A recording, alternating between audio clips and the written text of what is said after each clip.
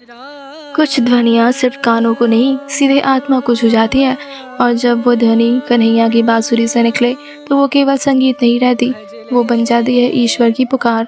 आज की कथा है कन्हैया की बांसुरी ने मन मोह लिया। एक ऐसी धुन जो कभी बंद नहीं होती, बस दिलों में बजती रहती है।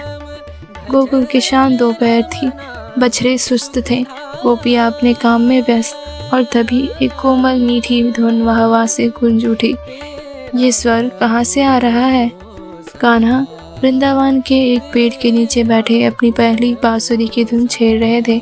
उनकी आंखें बंद थी और चेहरे पर दिव्य मुस्कान। उस बांसुरी में ना कोई शब्द था, ना कोई भाषा, फिर भी हर गोपी को लगा जैसे ये सिर्फ उसी के लिए बजाई गई हो।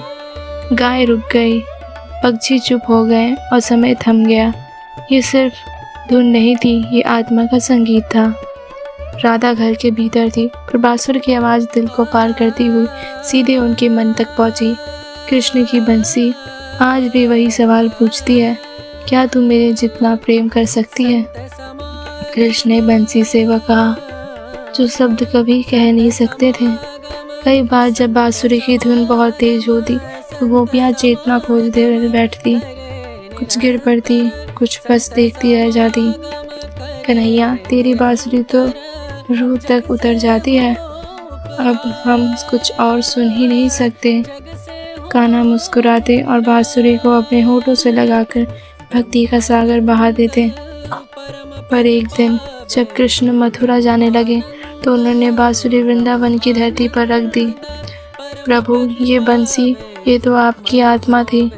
बंसी अब वहाँ बह रहे जहाँ प्रेम शुद्ध था। मथुरा में राजनीति है, वहाँ ये स्वर खो जाएंगे। कृष्ण की बांसुरी शून्यता का प्रतीक थी, एक खोखली चीज़ जो तभी बजती है जब वह खुद को पूर्ण समर्पण में दे देती है। बंसी मुझे इसलिए प्रिय है क्योंकि उसमें मैं नहीं है, इसलिए मैं उसमें समा जाता हूँ। आज भी जब आप शांत होकर अपने अंदर झांकते हैं तो एक धुन सुनाई देती है। वो कन्हैया की बांसुरी है जो कहती है, मैं हूँ, तू बस प्रेम कर। वो बंसी अब भी हवा में है, सिर्फ सुनने वाला मन चाहिए। कन्हैया की बांसुरी ने ना सिर्फ गोपियों का मन मोहा, बल्कि हर युग, हर भक्त, हर आत्मा को प्रेम से भर दिया। अगर तुम सच्चे हो, निर्मल हो, तो वो धुन तुम्हारे भीतर भी बजेगी, क्योंकि जब प्रेम शुद्ध हो जाए तो खुद भगवान बांसुरी बनकर उसमें समा जाते हैं।